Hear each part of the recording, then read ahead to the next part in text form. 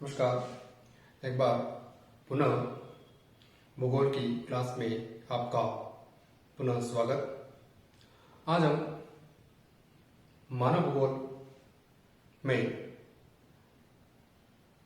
की विचारधाराओं के बारे में हम लोग अध्ययन करेंगे कि मानव भूगोल के अंतर्गत कौन कौन सी प्रमुख विचारधाराएं होती हैं।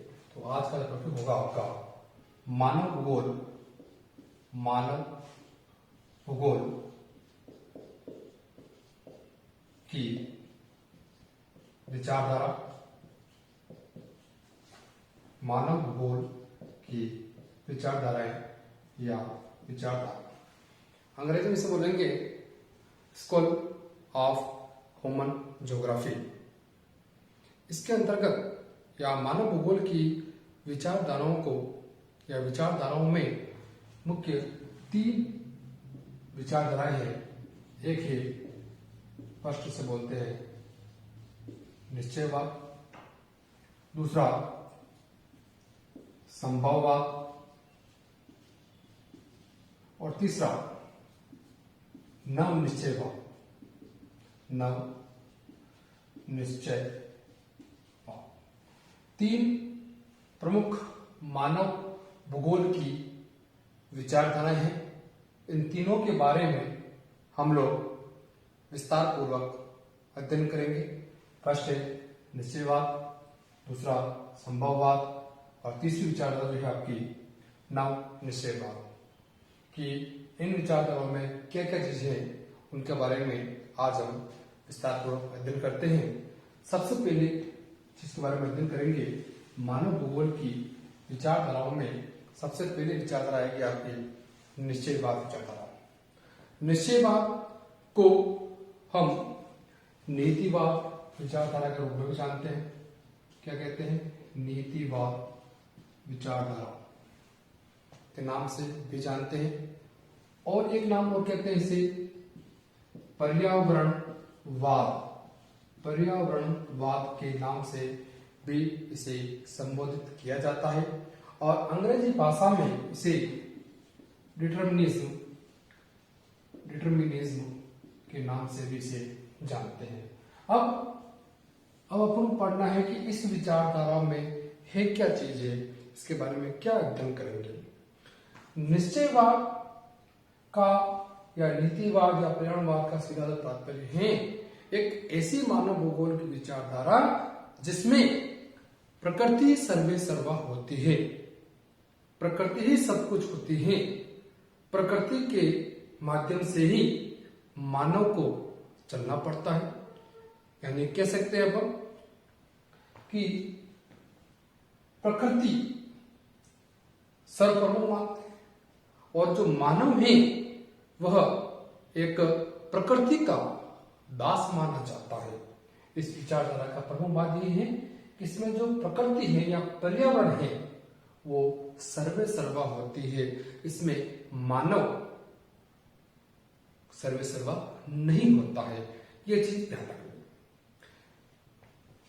निश्चयवाद की बात करते हैं अपन तो यह निश्चयवाद जो है या यह विचारधारा है यह मानव भूगोल की सबसे पहली विकसित विचारधारा मानी जाती है। सबसे पहली विकसित विचारधारा मानी जाती है। इस विचारधारा के अपन उद्भव की बात करें या जन्म की बात करें तो इस विचारधारा का उद्भव या उत्पन्न करने का जो श्रेय है, जो मुख्य श्रेय जो मानते हैं, सबसे पहले जो उसको देने वाले या उत्पन्न करने वाले जो लोग थे वो लोग थे यूनानी। कौन लोग थे? यूनानी विद्वानों ने सबसे पहले इस विचारधारा को क्या किया? विकसित किया। यानी कह सकते हैं प्राचीन काल में इस विचारधारा को विकसित करने का श्रेय किसे जाता है? आपको यूनानी विद्वानों को। इसके बाद में मध्यकाल या आधुनिक काल के दौरान मुख्य रूप से जो जर्मन लोग थे, रेडजर हो जाओ, हम्बोल्ट हो जाओ या कार्ल रिटर हो जाओ, इन लोगों ने इस विचारधारा को मुख्य रूप से विकसित करने का काम किया। यानी कि जर्मन लोगों ने सबसे ज्यादा इस विचारधारा को विकसित करने का कार्य किया। इसी कारण से इस विचारधारा को एक नाम और दिया जाता है, इसे कहते हैं जर्मन विचारधारा के नाम से भी जानते हैं। क्या कहते हैं? जर्मन विचारधारा। आप सोच रहे होंगे कि सर सबसे पहले विकसित किया यूनानी लोगों ने, यानी यूनानी लोगों ने जिसके उत्पन्न करने का काम किया, लेकिन सबसे ज्यादा जो विकसित करने का, जो कार्य करने का किया, वो किया जर्मन लोगों ने, जिनमें प्रमुख विद्वानों के अंतर्गत रेडजे, हम्बोल्ट, कार्ल रिटर या कुछ और विद्वानों के नाम भी आते हैं। लेकिन अपन ये नहीं कह सकते कि इस विचारधारा के जो प्रवर्तक हैं वो मुख्य आपके जर्मन लोग ही नहीं, पहले बताया यूनानी लोग भी हैं। यूनानी लोगों के अलावा फ्रांसीसी विद्वानों ने भी, कुछ विद्वानों ने भी इसका समर्थन किया, जैसे डिमोलिन्स और जिन बोदिन, दोनों विद्वानों ने इस विचारधारा का समर्थन किया। और अमेरिकन में विद्वान में जो रेडजल की शिष्या थी कुमारी सैम्पल, इन्होंने भी इस विचारधारा का भरपूर समर्थन किया। और एक और आता है हंटिंगटन, इन अमेरिकन विद्वान ने भी इस विचारधारा को समर्थन किया। अब इस विचारधारा में मैंने क्या कहा कि इसमें प्रकृति सर्वे सर्वा रहती है। क्या कहा? प्रकृति सर्वे सर्वा। प्रकृति के अनुसार ही मानव को ढलना पड़ता है। और इसमें यह मान्यता क्या है कि यह मानव, क्या कहा जाता है कि मानव जो है किसकी देन माना जाता है? पर्यावरण की देन माना जाता है या वातावरण की देन माना जाता है? किस विचारधारा में? निश्चित प्रकृति क्या है इसका? सर्वसर्व है, सर्वप्रमुख मान जाती है। उसमें ये कहते हैं, विचारधारा की बात करें अपन, कि मानव प्रकृति का दास है। क्या है? मानव प्रकृति का दास है।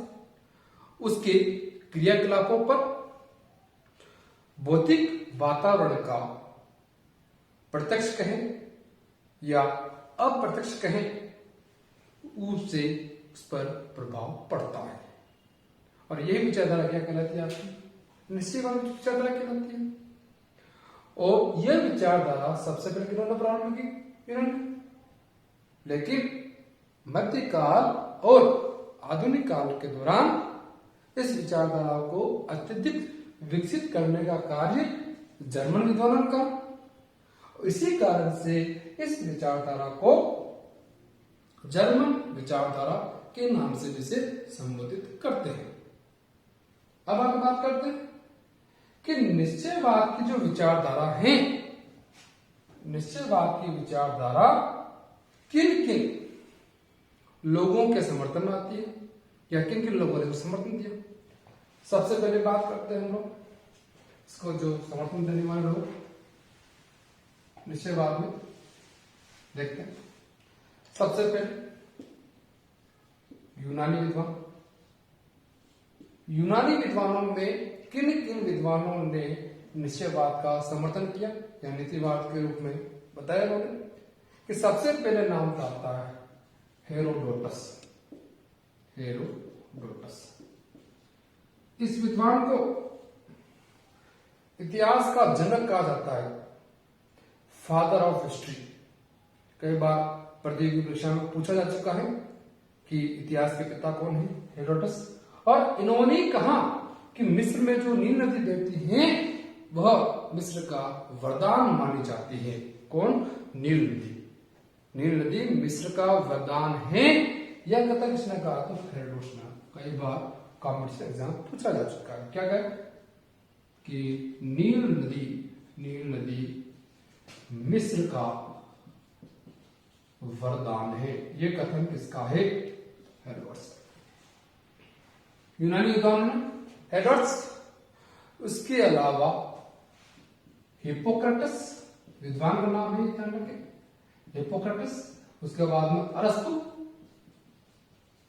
और उसके बाद में एक एग्जाम और आता है विद्वान नाम का स्ट्रेबो ने भी निश्चयवाद संकल्पना के बारे में बताया था। दूसरी बात आती है जर्मन लोग कौन कौन थे जर्मन में थे रेडजेर, फ्रेडरिक रेडजेर बोलते, एक आता है रिटर कार्ल रिटर, हम्बोल्ट। ये प्रमुख विद्वान जर्मन विद्वान थे जिन्होंने निश्चयवाद की संकल्पना को प्रमुख रूप से समर्थन किया। और एक विद्वान आता है इमैनुअल कांट। ये थे आपके जर्मन। और जर्मन विचारधाराओं में जो रेडजेर थे, फ्रेडरिक रेडजेर थे, इसे निश्चयवाद का जनक कहा जाता है, निश्चयवाद का प्रणेता कहा जाता है। किसे? रेडजेर। उसके बाद फ्रांसीसी विद्वानों में एक विद्वान नाम आता है आपका डिमोलिन्स विद्वान, और एक आता है बोधिन। इन्होंने भी निश्चयवाद का क्या किया? समर्थन किया कि ये भी मानते हैं कि प्रकृति सर्वस्व होती है, मानव प्रकृति का दास है, मानव को प्रकृति के अनुसार रहना पड़ता है। और उसके बाद वो बताया अमेरिकन जो विद्वान है, अमेरिकन विद्वान में एक आता है कुमारी सैंपुल,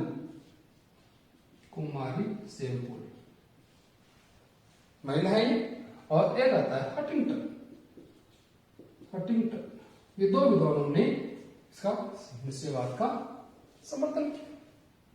और ये कुमारी सैंपुल जो है ये रेडजेर की सबसे प्रमुख शिष्य माने जाते हैं। ये मैं इसलिए बता रहा हूं, कई बार कंपटीशन एग्जाम में प्रश्न पूछे जाते हैं, 4 ऑप्शन दे दिए जाते हैं और इसमें पूछा जाता है कि कौन सा विद्वान निश्चयवाद से संबंधित है या नहीं, संभववाद संबंध है या नहीं है, या नाम निश्चयवाद संबंध है या नहीं है। तो इसमें थोड़ा सा ध्यान रखिए, क्योंकि मैंने बताया कि जर्मन विचारधारा के नाम जानते हैं इसे, तो आपके दिमाग में आ जाएगा कि जो जर्मन लोग हैं वो ही निश्चयवादी हो? नहीं, कुछ अन्य विद्वान भी हैं, यूनानी है, फ्रांसीसी, अमेरिकन, कुछ विद्वानों ने निश्चयवाद का समर्थन भी किया। इसके अलावा एक विद्वान और आता है हैकल और बकर। हैकल बेकर विद्वान ने भी इस निश्चयवादी संकल्पना का परम रूप से समर्थन किया। अब इस टॉपिक संबंधी कुछ 2-3 बातें हैं जो कई बार प्रतियोगी परीक्षा में पूछ जाती है, उसके बारे में अपन थोड़ा सा डिस्कस करते हैं। देखो, अभी मैंने यूनानी विद्वानों में एक नाम लिया था अरस्तु। क्या नाम लिया? अरस्तु। तो अरस्तु की कई बार एक पुस्तक पूछी जाती है। अरस्तु की पुस्तक का नाम है पॉलिटिक्स। क्या नाम है? पॉलिटिक्स। प्रश्न आ चुका है कि पॉलिटिक्स नामक पुस्तक किस विद्वान की है? तो किसकी है? अरस्तु। और इस किताब में ही निश्चयवाद का भी उल्लेख उन्होंने किया था। दूसरा आता है जीन बोधिन, जो अभी हमने बताया फ्रांसीसी विद्वान, डोमिनियस के बाद में। इस किताब का नाम आएगा Republic.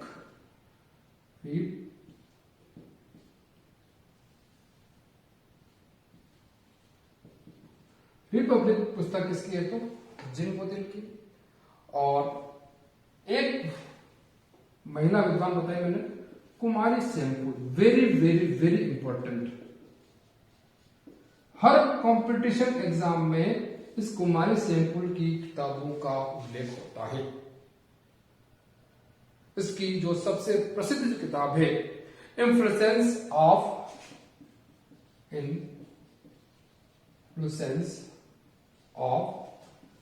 Geographical environment, influence of geographical environment. ये बहुत ही महत्वपूर्ण किताब कई प्रतियोगी परीक्षा में पूछा जा चुका है, कोई लेक्चर में आ चुका है, इसको लेक्चर में आ चुका है, कई नेट में तो कई बार प्रश्न आ चुका है कि यह पुस्तक किस विद्वान की है। इसकी है कुमारी सैंपुल की। एक बात मेरे में पूछा गया कि यह पुस्तक किस सन में लिखी, तो 1911 में यह पुस्तक लिखने का कार्य किया था सैंपुल ने, इम्प्रेशंस ऑफ ज्योग्राफिकल एनवायरनमेंट। इस किताब में भी निश्चयवाद को किया और इस कुमारी सैंपुल ने निश्चयवाद के लिए कुछ कथनों को प्रयोग किया जो कई बार प्रतियोगी परीक्षा में आते हैं, कॉम्पिटिशन कई बार पूछे जा चुके हैं, जो कई बार फेमस कथन है कि मानव पृथ्वी तल की उपज है। मानव पृथ्वी तल की उपज है। यह कथन किसका है? तो हमारे से कई बार आ चुका। एक कथन होता है कि मानव मात्र मोम का पुतला है। क्या है? मानव मात्र किसका पुतला है? मोम का पुतला है। मोम का पुतला है। यह कथन किसका आएगा? ये किसका आएगा? कंपैरिजन का। ये कथन बहुत वेरी वेरी इंपॉर्टेंट दोनों कंपटीशन के हिसाब से, और यह पुस्तक बहुत इंपॉर्टेंट। और निश्चयवाद का जो प्रणेता था आपका कौन था? रेडजेल की सबसे प्रसिद्ध जो किताब थी एंथ्रोपोजोग्राफी। क्या नाम आएगा? एंथ्रोपोजोग्राफी। लेता हूं ना,